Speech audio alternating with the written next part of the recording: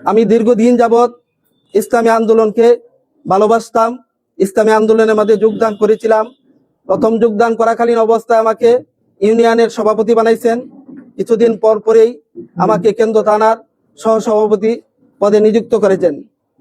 এখন জামাতে ইসলামের মধ্যে যোগ দেওয়ার পিছনে কারণ হলো, আমি দেখেছি, লক্ষ্য করে দেখেছি, যদি কোনো নেতাকর্মী, কোনো সমর্থক যদি কোনো দল থেকে কোনো আপদ বিপদে পড়ে, তার পিছনে শেল্টার দেওয়ার মতো এরকম যোগ্য কোনো মানুষ নাই, অথবা ওই দল থেকে যে তাকে শেল্টার দিবে অথবা সহযোগিতা করবে, এরকম কিছু পাওয়া যায় না, অথবা আশা করলেও ভুল হবে।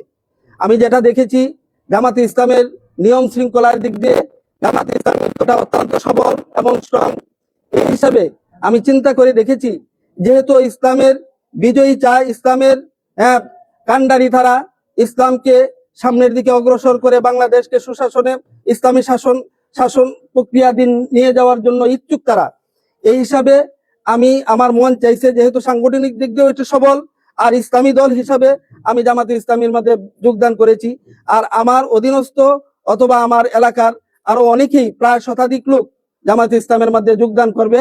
তারা আমার সাথে যোগাযোগ করেছে এবং বলেছেন, আপনার কাছে দোয়া চাই, আল্লাহ পাক রব্বুল আলামিন যে ভাইরা জামাতে ইসলামে যোগ দিবেন এবং আমি সহ সবাইকে যাতে দ্বীনের জন্য আল্লাহ পাক রব্বুল আলামিন কবুল করে